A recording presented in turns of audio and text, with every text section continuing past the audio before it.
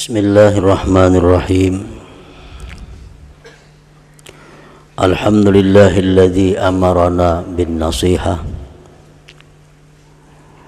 wa nahana 'anil hasani wa idmaris sayyi'ah. Asyhadu an la ilaha illallah wahdahu la syarika lah wa asyhadu anna sayyidana Muhammadan 'abduhu wa rasuluhu wa la nabiyya ba'dah. Allahumma salli wa sallim wa barik ala sayyidina wa maulana Muhammadin imamil a'immah wa ala alihi wa ashabihi wa dhurriyyatihi wa atba'ihi ila yaumil qiyamah. Amma ba'd. Yang kita hormati dan kita cintai para habaib dan para alim ulama, para muhibbin, hadirin, hadirat rahimakumullah. Puji syukur selalu kita haturkan kehadirat Allah Subhanahu wa ta'ala yang memberikan kita izin, taufik dan hidayah sehingga kita dapat berkumpul bersama-sama di majelis yang berkah ini. Salawat dan salam tidak lupa kita haturkan kepada junjungan kita Nabi besar Muhammad sallallahu alaihi wasallam dan kepada seluruh keluarga, para sahabat, zuriat dan pengikut beliau sampai hari akhir nanti. Para muhibbin rahimakumullah, al-haditsus sabi'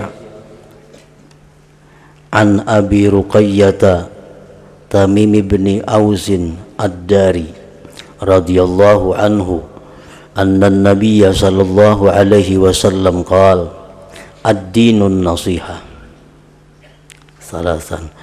Qulna liman ya Rasulullah?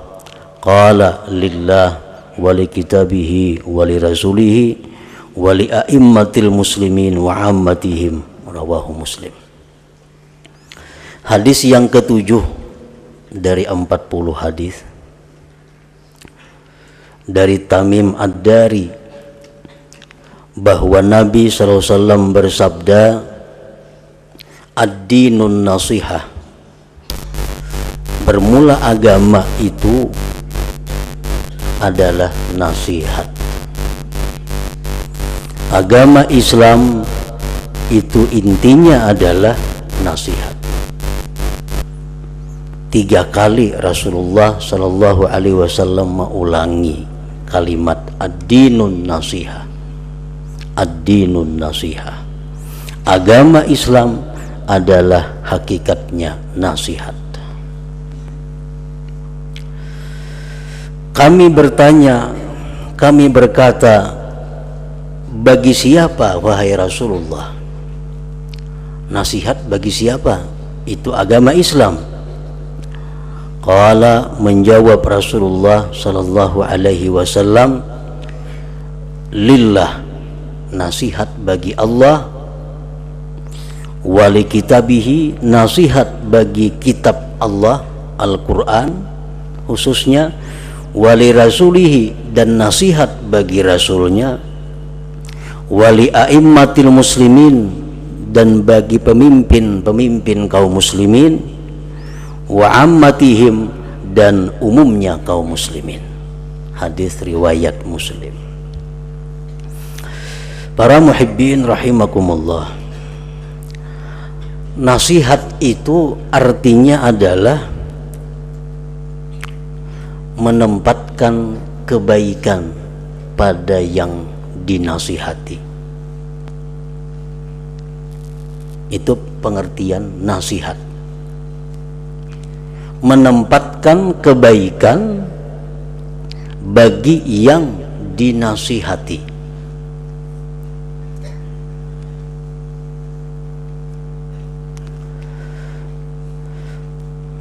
Apabila kita berbuat sesuatu yang membuat orang lain menjadi baik, sama ada itu urusan duniawi atau ukhrawi, maka perbuatan kita itu disebut nasihat. Orang garing, disuntik oleh dokter, sihat. Nah, ini dokter namanya memberikan nasihat kepada yang sakit. Orang kelaparan, kita beri makan, kenyang. Nah, kita namanya memberikan nasihat kepada orang yang lapar tersebut.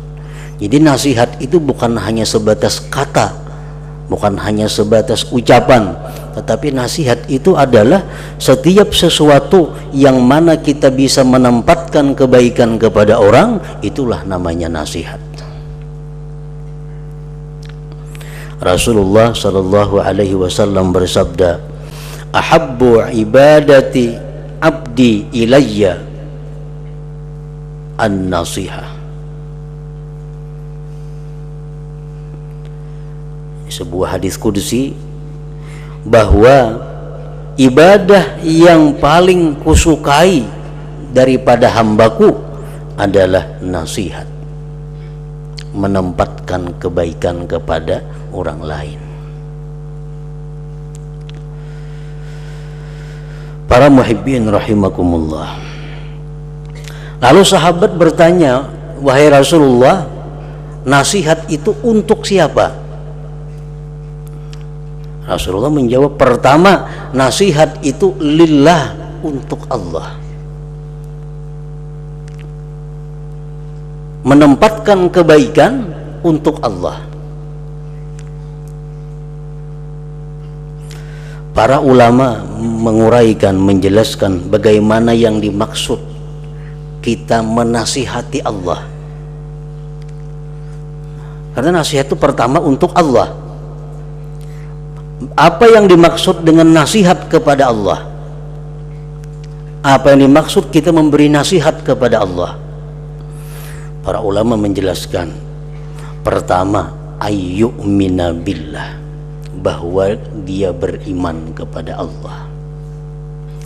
Kita beriman kepada Allah, itu namanya kita memberikan nasihat untuk Allah. Beriman kepada Allah bahwa Allah Ta'ala itu esa. Beriman kepada Allah bahwa Allah Ta'ala itu maha kuasa. Beriman kepada Allah bahwa Allah Ta'ala itu maha perkasa. Beriman kepada Allah bahwa Allah itu maha adil dan bijaksana, dan seterusnya. Nah, itu namanya adalah kita memberi nasihat bagi Allah. Kita beriman Allah itu esa, kuasa, dan beriman bahwa Allah itu maha bijaksana.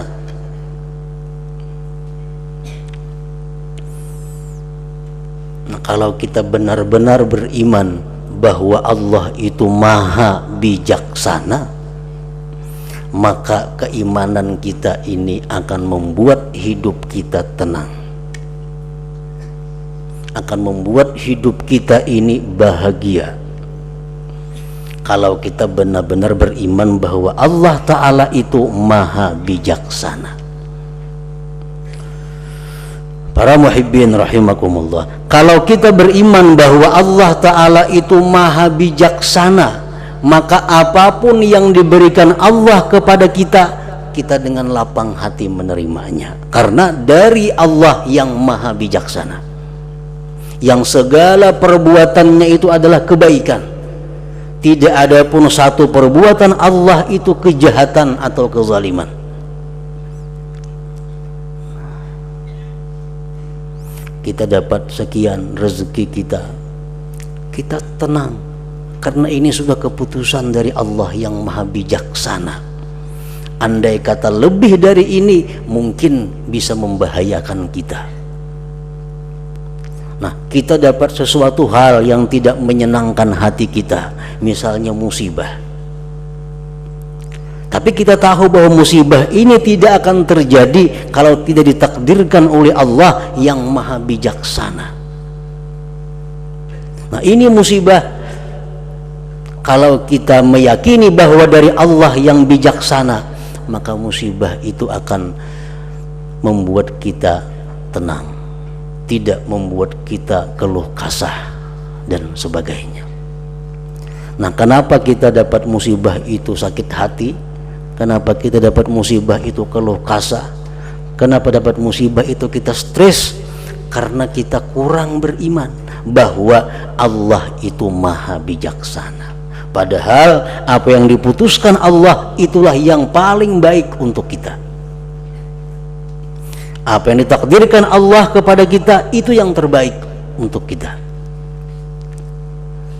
Nah, bila kita beriman seperti demikian kepada Allah, berarti kita memberikan nasihat kepada Allah mengarahnya. Wa yanfiyas syarika lahu, menafikan sekutu bagi Allah, wa yusifahu bi sifatil kamal wal jamal, wa yunazzihahu an sifatin naqsi wal aib. Termasuk nasihat bagi Allah adalah mengimani bahwa tidak ada sekutu baginya dan mensifatkan Allah dengan sifat sempurna dan keindahan, dan mensucikan Allah dari sifat kurang dan aib atau celah. Termasuk kita nasihat bagi Allah, wa ayyuaddiya ma faradallahu alaihi wa yajtaniba ma harrama. Kita melaksanakan perintah Allah, itu ngarannya kita memberikan nasihat bagi Allah. Kita menjauhi yang diharamkan Allah, ngarannya nasihat bagi Allah. Kenapa? Karena itu menempatkan kebaikan untuk Allah. Wa alla yarda bi maksiatil asi, dan bahwa dia tidak boleh ridha, tidak boleh setuju dengan kemaksiatan seorang hamba. Ini termasuk bagian daripada nasihat terhadap Allah. Tidak boleh kita senang dengan kemaksiatan. Ar-radi anil ma'asi maksiyah, ar-ridha anil ma'asi maksiyah. Senang terhadap satu maksiat, maka itu adalah maksiat. Bujurai kita kada ketujuh permainan, kita kada ketujuh judi, tapi kita ketujuh melihat orang permainan. Sama, jangan umpat sama sekali. Setuju dengan kemaksiatan adalah maksiat. Nah, kalau kita nasihat bagi Allah, kita tidak boleh senang terhadap satu kemaksiatan. Setuju dengan perzinahan, berarti kita melakukan perzinahan.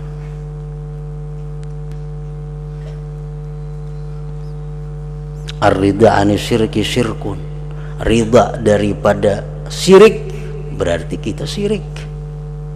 Makanya kita kada boleh mendoakan orang kafir agar mereka dirahmati Allah. Orang kafir mati almarhum, mudahan dapat rahmat oleh Allah. Berarti kita ridha dengan kesyirikannya. Ridha dengan syirik adalah syirik, berarti kita yang syirik. Jadi maksiat itu bukan hanya kita lakukan dengan anggota zahir, tapi banyak sekali maksiat itu yang kita lakukan dengan sebab kita setuju dengan perilaku maksiat. Padahal bila mana kita melihat maksiat itu mestinya ada hal-hal yang kita lakukan. Pertama, rusak, hancurkan itu maksiat. Kalau kada sanggup menghancurkan, katakan bahwa ini tidak boleh, ini haram. Kalau kada sanggup dengan demikian, jangan senang, benci, tidak ridha di dalam hati, dan ini paling lemah iman. Nah, para muhibbin rahimakumullah, jadi ridha dengan maksiat ini termasuk yang paling banyak mencelakakan manusia, termasuk yang paling banyak membuat manusia masuk ke dalam api neraka. Diperlihatkan Allah catatan amal. Di situ kita ada melakukan zina, kita ada melakukan judi, kita ada melakukan ini itu. Tapi dalam dunia kita kada pernah melakukan. Dalam dunia kada pernah melakukan. Oh, ternyata kita pernah ridha dengan itu. kita pernah setuju dengan itu. Nah, setuju dengan satu kemaksiatan adalah maksiat ngarannya. Kalau kita nasihat bagi Allah, kita menjauhi yang demikian itu. Kita mesti tidak boleh senang, tidak boleh setuju dengan apapun yang sifatnya maksiat kepada Allah Subhanahu wa taala. Nah, itu antara lain nasihat bagi Allah. Wali kitabihi, dan nasihat bagi Al-Quran, kitab Allah. Bagaimana kita menasihati Al-Quran? Para ulama menguraikan ayyu'mina bihi bi annahu kalamullah wa ayyata'addaba ma'ahu bi ayyada'a kitabahu fawqa kulli syai' imma bil zahir wa imma bil batin. Pertama, kita menasihati Al-Quran itu kita beriman dengannya. Beriman apa? Bahwa Al-Quran ini kalamullah yang kadim. Termasuk kita nasihat bagi Al-Quran, beradab serta Al-Quran. Contohnya beradab antara lain dengan bahwa meletakkan Al-Quran itu di atas segala sesuatu, baik pada zahir maupun pada batin. Artinya pada zahir, kalau kita mendak menyusun buku, menyusun apa yang di situ ada Al-Quran, Al-Quran mesti paling atas. Ini tanda kita nasihat bagi Al-Quran. Kalau kita meletakkan Al-Quran di bawah buku-buku lain, itu sudah tidak beradab dengan Al-Quran. Itu pada zahir. Kalau pada batin apa? Menempatkan Al-Quran sebagai hukum Allah di atas segala hukum yang lainnya. Sekampungan orang madahkan itu kada baik, tapi kalau Al-Quran mengatakan itu baik, maka Al-Quran itu yang ku ambil baik. Nah, ini ngarannya meletakkan Al-Quran di atas segala sesuatu pada batinnya. Sekampungan orang madahkan baik, Al-Quran mengatakan itu kada baik. Nah, nang kada baik itu nang kita ambil karena itu dari Al-Quran. Ini tandanya kita nasihat bagi Al-Quran. Para muhibbin rahimakumullah, wali rasulihi, dan nasihat itu adalah juga untuk rasulnya. Para ulama menjelaskan bagaimana kita memberi nasihat kepada Rasulullah. Ayyu'mina bihi, pertama kita beriman dengan beliau, bahwa beliau Rasulullah, apa yang beliau sampaikan itu benar dari Allah Subhanahu wa taala. Satu. Yang kedua, wa ayyuhibbahu, bahwa mencintai beliau. Mencintai beliau lebih daripada mencintai apapun. Rasulullah SAW bersabda, la yu'minu ahadukum hatta akuna ahabba ilai min waladihi wa walidihi wan nas ajma'in. Kata Rasulullah, tidak beriman salah seorang kamu sehingga aku lebih dia cintai daripada anaknya, daripada orang tuanya, daripada manusia seluruhnya. Jadi menempatkan cinta Rasulullah di atas mencintai segala-galanya, itu nasihat bagi Rasulullah sallallahu alaihi wasallam.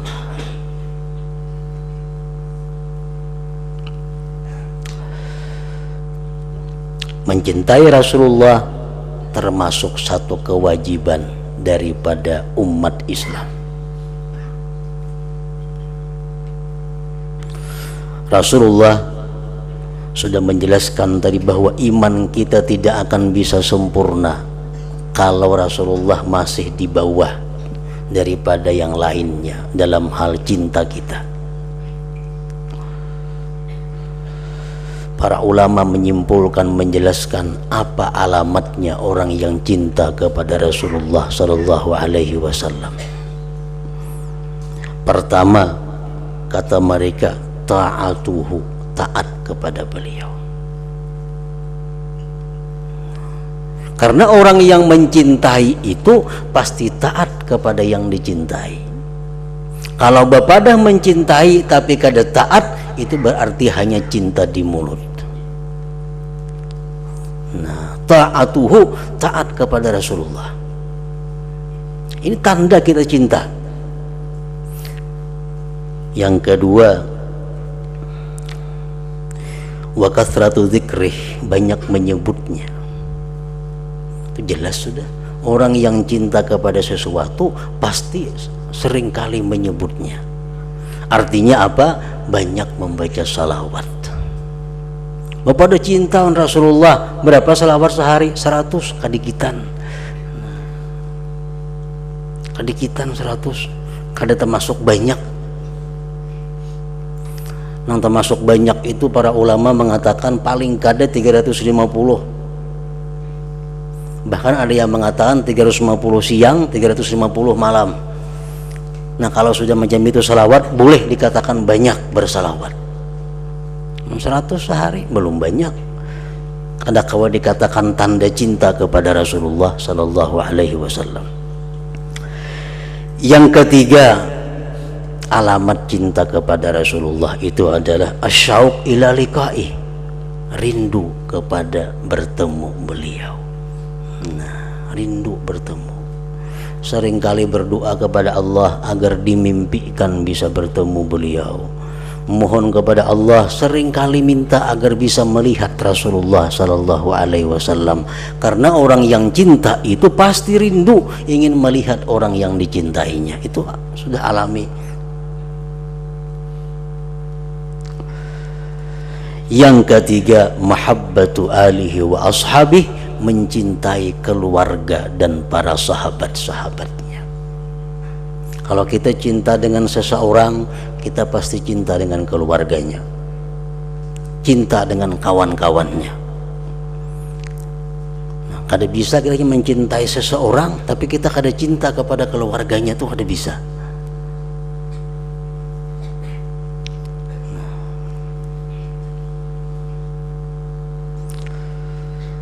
Mahabbatu alihi wa sahbih, cinta kepada keluarganya dan para sahabatnya. Keluarga Nabi itu adalah orang-orang yang diharamkan menerima zakat, kata sebagian ulama. Keluarga Nabi itu adalah orang-orang yang keturunan daripada Bani Hashim Banil Muttalib, dan mereka ada sampai hari kiamat. Dari Bani Hashim, dari Bani Muttalib itu dianggap keluarga Rasulullah sallallahu alaihi wasallam. Termasuk di dalamnya para zuriat Nabi, para habaib, itu adalah merupakan keluarga daripada Rasulullah sallallahu alaihi wasallam.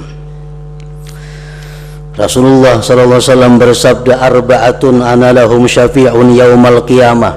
4 macam, ujar Nabi, 4 kelompok, 4 orang yang nanti pasti aku berikan syafaat di akhirat pada hari kiamat.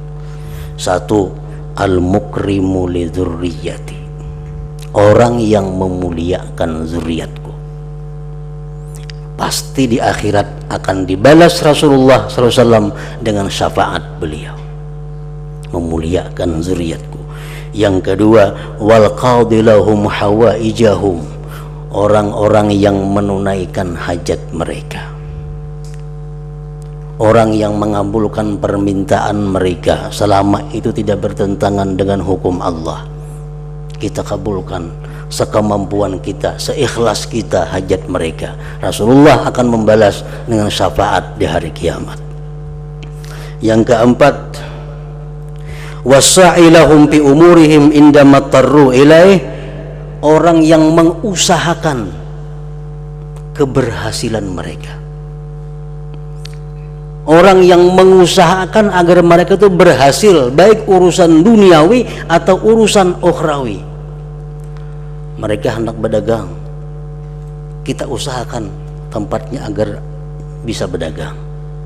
Nah, mereka hendak kawin, cari usahanya kayak apa supaya mereka bisa kawin, mengusahakan apa yang mereka perlukan.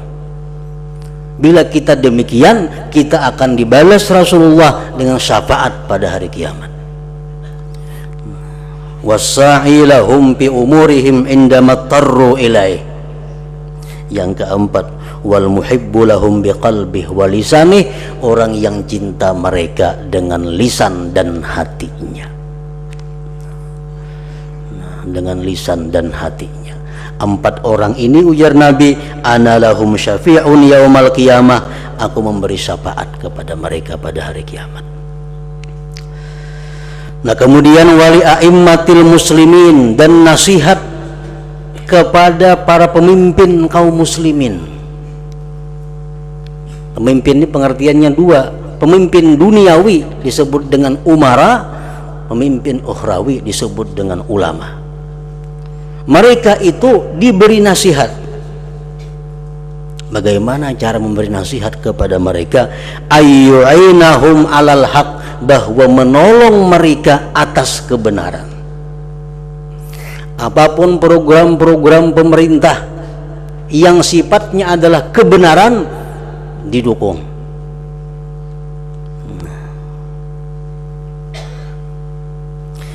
Wa yad'u bi salahi, kan dengan kebaikan mereka. Dalam ratib-ratib biasa disebutkan ada Allahumma aslihir ra'i war ra'iyah, ya Allah baguskan pemimpin, baguskan rakyat. Kita mendoakan mereka itu termasuk nasihat bagi mereka. Wa yamtathila amrahum bi ghairi ma'siyatillahi ta'ala, dan menjunjung perintah mereka selama itu tidak maksiat kepada Allah Subhanahu wa ta'ala.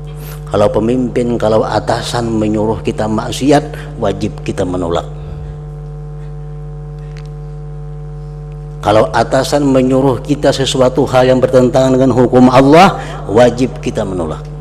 Karena la ta'ata li makhluqin fi ma'siyatil khaliq, tidak ada taat sedikit pun kalau untuk maksiat kepada Allah. Anak kada boleh taat kepada orang tua kalau orang tua merintahkan maksiat. Istri kada boleh taat kepada suami kalau suami menyuruh maksiat kepada Allah.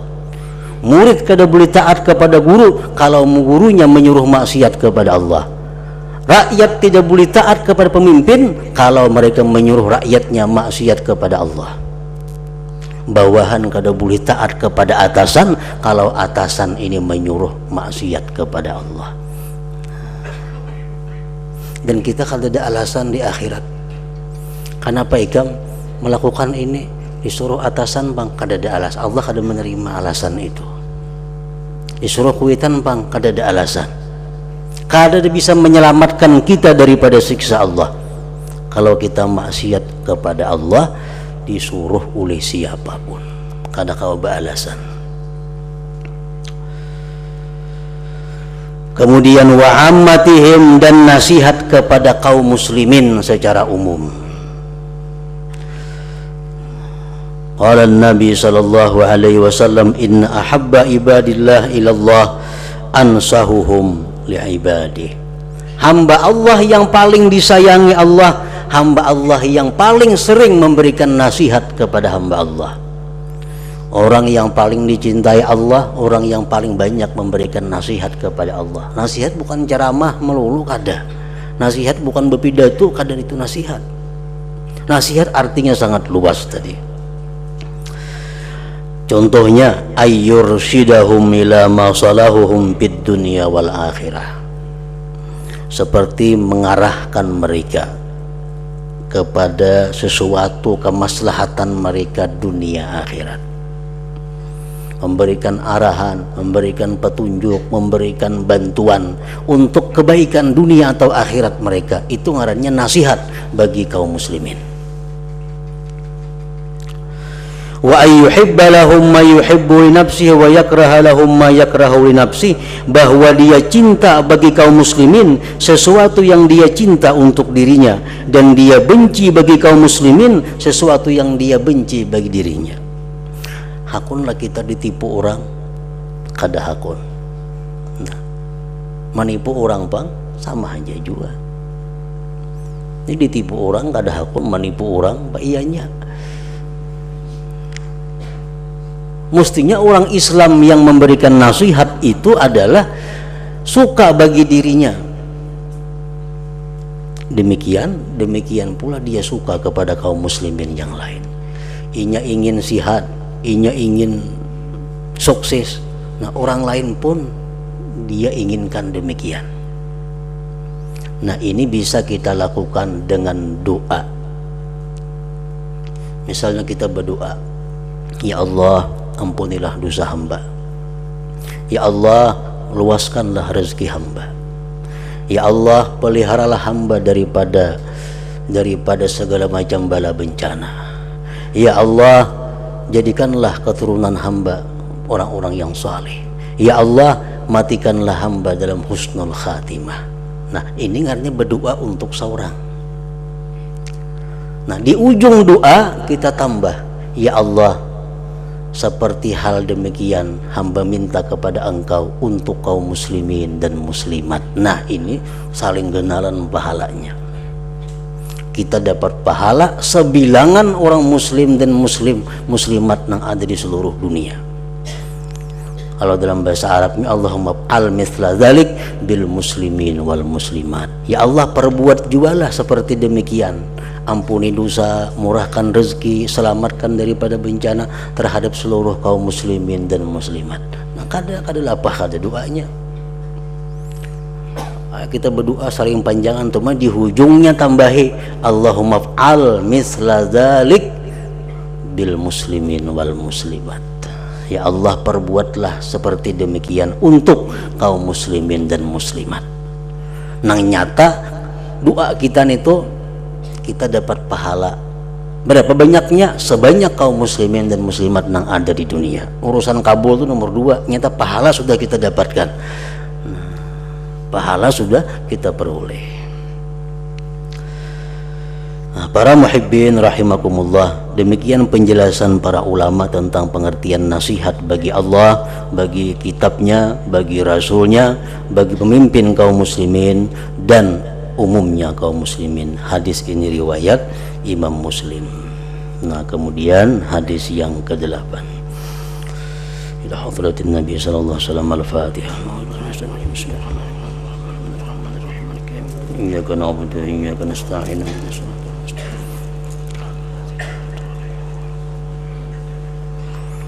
Asyhadu an la ilaha illallah wahdahu la syarika lah.